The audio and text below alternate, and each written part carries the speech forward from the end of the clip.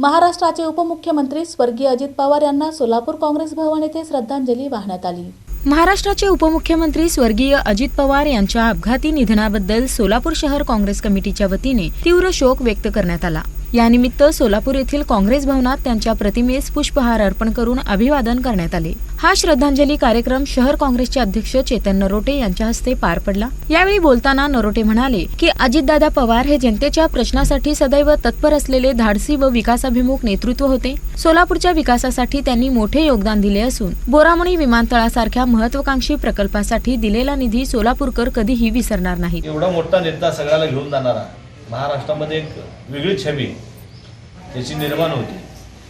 जे काम होतंय तर होत आहे, नसेल तर स्पष्ट सांगणे होत नाही। बऱ्याच वेळा आम्हाला देखील त्यांचा अनुभव आला। ज्या असं मंत्रालयामध्ये आम्ही एका कामानिमित्त त्यांच्याकडे गेलो तर बारामतीचे काही लोक त्यांना भेटायला आले। अरे म्हणले सोमवारी मी बारामतीला दिले, तुम्ही एवढे पैसे खर्चून काय येता? मी सोमवारी अख्खं मंत्रालय त्या ठिकाणी बारामतीमध्ये आणतो, तुम्ही शेतकरी कुटुंबातले लोक इथपर्यंत येऊ नका, यायचं राहायचं हे परवडणार नाही तुम्हाला। तुम्हाला काय नाही, एक दिवस मी बारामतीला वेळ देतो, जर सोमवारी मी वेळ देतो त्या ठिकाणी तुमचे काम होतील। म्हणजे एवढं लोकांनाचा विचार करणारा नेता, लोकांना घेऊन जाणारा नेता। अनेक वेळा काल देखील आता गणेश आम्ही होतो, ताईंनी इतक्या आठवणी त्यांच्या सांगितल्या ताईंनी की ताईंना सहज निधी द्या म्हणलं, 10 कोटीचा निधी त्यांना ताईला दिला। विमान सेवेसाठी 50 कोटीचा निधी दिला। तरी आणि साहेबांना सांगावं आणि पवार कुटुंब नाही म्हणून असं कधी झालंच नाही।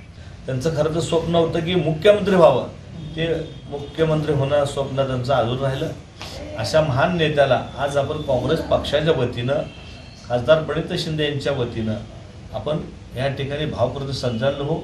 या कार्यक्रमास माजी महापौर सुशीला अबुटे, नगरसेवक नरसिंग असादे, युवक काँग्रेस अध्यक्ष गणेश डोंगरे, सेवादल अध्यक्ष भीमाशंकर टेकाळे, मीडिया सेल अध्यक्ष तिरुपती परकीपंडला यांच्यासह काँग्रेसचे पदाधिकारी व कार्यकर्ते मोठ्या संख्येने उपस्थित होते।